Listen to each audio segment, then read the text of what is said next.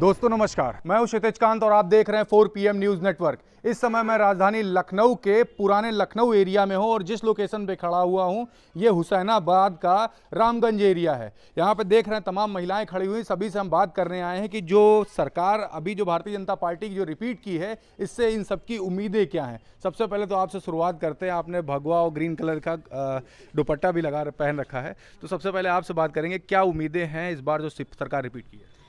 हमारी उम्मीदें तो उस बार भी थी जब 5 साल ये लोग आए तो इन्होंने कुछ भी नहीं किया। अब देखें क्या करते हैं। अब तो ये बहुत ज़्यादा उम्मीद है क्योंकि बेरोज़गारी इतनी चरम सीमा पे है कि बीएड बीएससी ये सब करे, नौजवान टहल रहे हैं और बेकार घूम रहे हैं। देखें उनके लिए सरकार क्या करती है। और सबसे पहले आते ही उन्होंने एक धमाकेदार तोहफा दे दिया कि मैं नई जो भर्ती होगी वो मैं रोक रहा हूँ।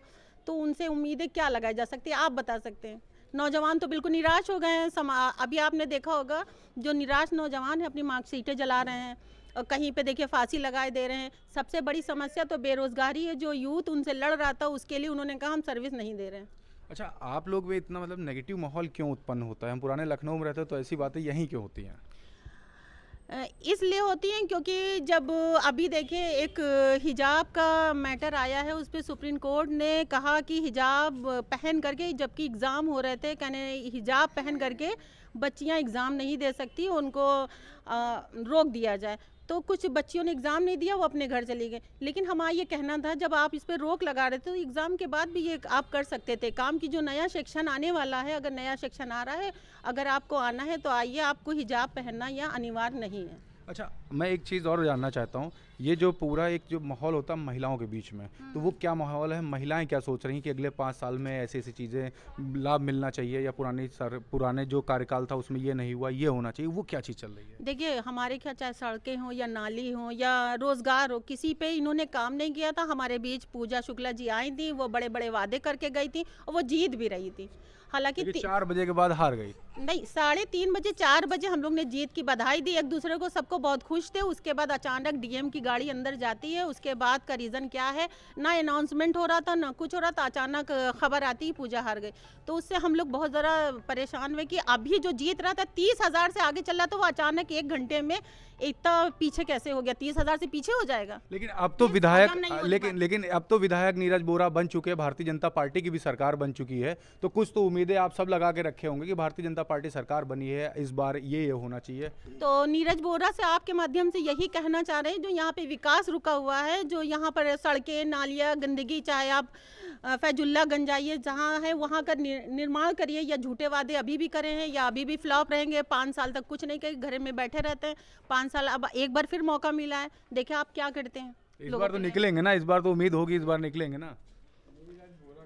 क्या कह रही है, क्या चाहती है इस बार भारतीय जनता पार्टी सरकार जो दोबारा रिपीट करी है, उससे क्या उम्मीद है? बस यही चाहते हैं कि जो है तो जैसे परेशानियां जो है, जैसे अनाज है जिस तरह से मिल रहा है इस तरह से गरीबों को मिलता रहे। ये ना हो कि बाद में बंद हो जाए, जिससे परेशान हो गरीब लोग। बंद हो गया तो हंस रही हैं आप, क्या कह रही? अनाज बंद हो गया। ये सिर्फ एक वोट पाने का एक तरीका था गरीबों से, वो अनाज बंद कर दिया इन्होंने। परिवर्तन अब हो गई ना। आप पीछे खड़े हैं, आप युवा हैं, आपसे बात करेंगे। आपसे सीधे स्टार्ट करते हैं। अभी एक मूवी चल रही थी कश्मीर फाइल्स, उसको उसके रिव्यू के लेके क्या कहेंगे? देखिए, मेरा तो कहना यही है, अगर कोई कांड किसी वक्त हुआ था तो उसमें जो तथ्य उन तथ्यों के आधार पर बिना किसी जाति धर्म समुदाय के बिना भेदभाव किए उनको जो उसके मतलब कि करने वाले थे उनको जो है सज़ा होनी चाहिए, चाहे वो हिंदू हो, मुस्लिम हो, सिख हो, ईसाई कोई भी हो। देश में ऐसा एक माहौल क्रिएट किया जा रहा है इस वक्त, जिससे कि जो है आपसी जो है धार्मिक जो भेदभाव बढ़ रहा है इस पिक्चर के ज़रिए से। अगर कहने पे आ सकते हैं ये भी कि जो गुजरात में गोधरा कांड हुआ, अगर जैसे कि कश्मीरी पंडितों के भाइयों को लेकर जो चल रही पिक्चर बनी हुई है, तो वैसे गुजरात में जो कांड हुआ तो गोधरा वाला, उस पर भी कोई ना कोई फिल्म बनना चाहिए। वो भी जो है देश के सभी नागरिकों को उसको भी देखना चाहिए, उसकी भी हकीकत से जो है रूबरू सभी को होना चाहिए। बस यही तुम कहना चाहेंगे। और सरकार जो इस बार क्या उम्मीदें हैं? 5 साल अब भी फिर से तो रिपीट की 5 साल सरकार चलेगी भारतीय जनता पार्टी की, तो इससे क्या उम्मीद है? हम जनादेश का स्वागत करते हैं हमेशा से, और आज भी करते हैं कि जो जनता ने जो है उन्हें स्वीकारा, हम भी स्वीकारते हैं। लेकिन अब जनता ने उन्हें मौका दिया, इस मौके पे उनको जो खड़े उतरना चाहिए पूरी तरह से। जो 5 साल जो उन्होंने जो है ऐसे गुजार दिया, अब ये 5 साल जो मौका एक बार फिर मिला है सेवा का उत्तर प्रदेश राज्य का, तो उनको जो है बखूबी उसने जो है कार्य को करना चाहिए। तो मन में क्या चल रहा है? कुछ तो चल रहा होगा ना कि इस बार इस 5 साल में ये काम होने चाहिए। पहली तो जो रोटी कपड़ा मकान जो सबकी बेसिक नीड्स होती है उसी को पूरा करना चाहिए। कि आजकल आप देख सकते जितने भी जो है चौराहों पे देख ले सब बेरोजगार जो है मजदूर भी है, 12-1 बजे ज़्यादा भीड़ वैसी की वैसी लगी हुई है। और जो लोग कहते हैं कि जो है कि 700 रुपये मजदूरी मिली, अरे हमें बताइए कहाँ मिल रही है, हम भी करने को तैयार, हम बीएड किए हुए हैं, टेट सीटेट सब पास है, हमको बताइए। प्राइवेट स्कूल्स कॉलेजेस में जाते कि वो बोलते कि हमको कॉन्वेंट स्कूल का चाहिए पढ़ा लिखा। जब कॉन्वेंट का चाहिए तो आपको यूपी बोर्ड पढ़ाना ही नहीं चाहिए था।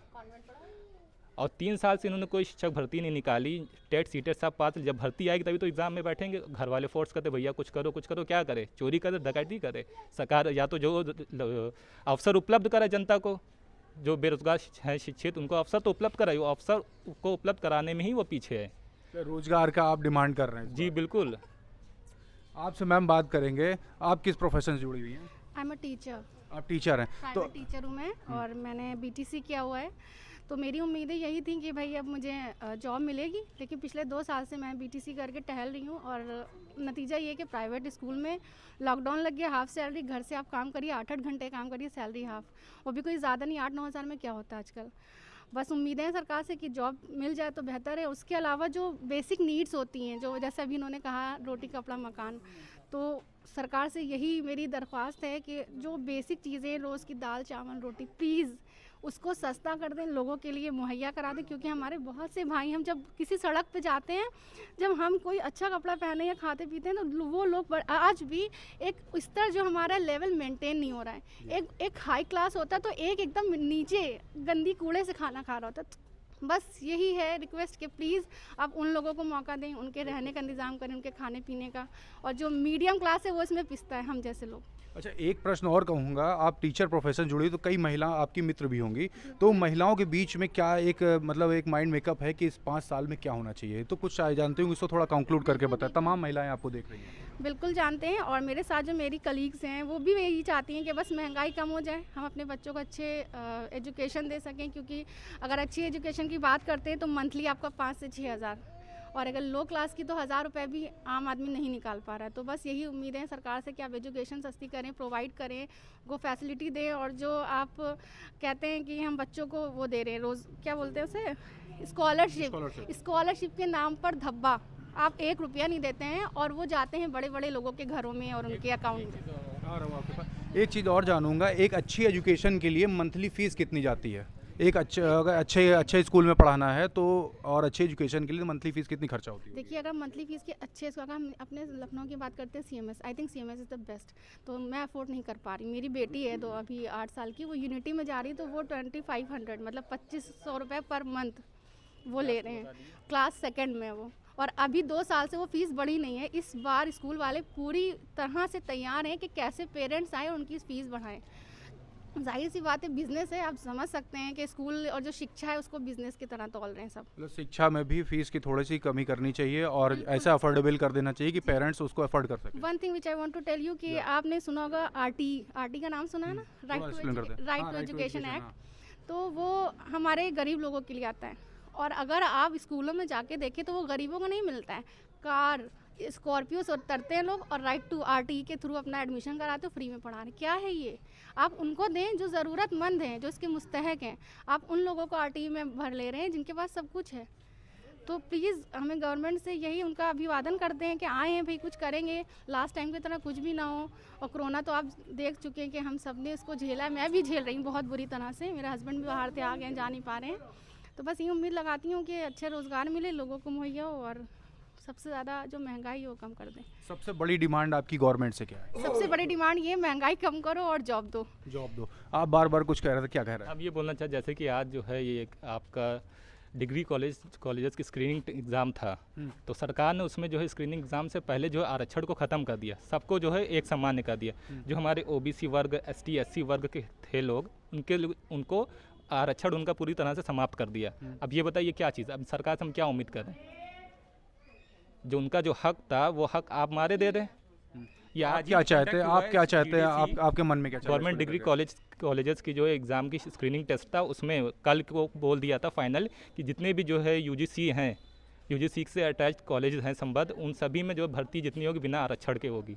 तो आपके मुताबिक क्या होना चाहिए, थोड़ा सा बताएंगे? हम कहना यही चाहेंगे जो कॉन्स्टिट्यूशन ने जो हक दिए उस हक को अदा करते हुए सरकार अपना प्रशासन चलाए सुचारू रूप से, और जो है रोज़गार के अवसर को उपलब्ध कराए। जितने ही ज़्यादा वो रोज़गार के अवसर को उपलब्ध कराएगी उतनी ही तेज़ी से हमारे देश की बेरोज़गारी कम होगी। बेरोजगारी कम होगी। और देख रहे पीछे और भी महिलाएं बैठी हुई हैं, आपसे बात करेंगे, आपकी क्या उम्मीदें हैं इस बार सरकार से? बस महंगाई कम कर दें। इस महंगाई की वजह से हम अपने बच्चे नहीं पढ़ा पा रहे हैं, बच्चे नहीं पढ़ पा रहे। बिल्कुल नहीं पढ़ पा रहे। या तो उनका पेट भरें या तो उनकी पढ़ाई पूरी करें। अब या पेट भरना ज़रूरी है, पढ़ाई ऊपर वाला देखेगा क्या करना है। बस आपसे बात करेंगे, आप पीछे खड़ी हुई हैं, आप बताएं क्या उम्मीदें हैं इस बार सरकार से? उम्मीद ये है कि हम किराए रह रहे हैं कि बच्चे पढ़ाओ, या पेट पालन, या हम घर चलन किराया देना। हम एकदम किराए पर रह रहे हैं। हमारा आदमी बीमार भी रहता है, कोई चीज़ के हमारा बच्चा है कि वो कि नौकरी कुछ मिल नहीं रही है, तो कैसे घर चले आप बताइए। तो महंगाई कंट्रोल करने की आप बात कर रहे हैं? बिल्कुल। आप देख रहे हैं यहाँ पे तमाम लोगों से बात कर रहा हूँ, पीछे एक भैया और भी खड़े हैं, आपसे बात करूँगा। आपका नाम क्या है सर? हमारा नाम रशीद है। किस प्रोफेशन से जुड़े हुए हैं, क्या काम करते हैं? हम जरदोजी का काम करते हैं। काम बढ़िया चल रहा है? नहीं, काम चल ही नहीं रहा है, हम बैठे हुए हैं 1.5 महीने से। इस बार सरकार से क्या उम्मीद है? सरकार तो रिपीट कर चुकी है, डबल इंजन की सरकार और मजबूती से आ चुकी है, तो इस बार क्या चाह रहा है? क्या रहे हैं ये भाई, हम लोग के लिए कोई जो है ऑफर निकाले, कोई काम करें। जरदोजियों के लिए बेचारे बेकार सब बैठे हुए हैं। जब से इनकी सरकार आई है, जब से तो काम को इन्हीं ने बिल्कुल ख़त्म कर दिया। इस बार तो बहुमत से लाए हैं आप लोग, तो इस बार तो कुछ उम्मीदें लगा के बैठे होंगे। नहीं, उम्मीद पुराना लखनऊ क्या सोच रहा है? पुराना लखनऊ ये सोच रहा है कि मतलब विकास होना चाहिए, भाई कारोबार जो है चलना चाहिए, आदमी को काम धंधा मिलना चाहिए, और ये जो ये महंगाई है इसको कम करना चाहिए। ये महंगाई की वजह से जो है जनता परेशान है। सबसे बड़ा मुद्दा दिमाग में क्या चल रहा है, क्या सबसे पहले क्या होना चाहिए? सबसे पहले ये बेरोजगारी को कम होना चाहिए, और ये महंगाई जो है ये कम होना चाहिए। महंगाई और बेरोजगारी तो आप अभी देख रहे थे, मैं यहाँ पे पुराने लखनऊ की क्षेत्र की जनता से बात कर रहा था। सभी ने अपनी बात हमारे बीच में रखी और क्लियर किया कि अगले 5 साल में सरकार से उम्मीदें क्या हैं। ऐसे ही ग्राउंड जीरो की रिपोर्ट से जुड़े रहने के लिए 4 PM न्यूज़ नेटवर्क सब्सक्राइब कर दें और जितना ज़्यादा हो सके ये वीडियो शेयर जरूर करें। मैं हूँ क्षितिज कांत, कैमरा पर्सन शुभम के साथ। धन्यवाद।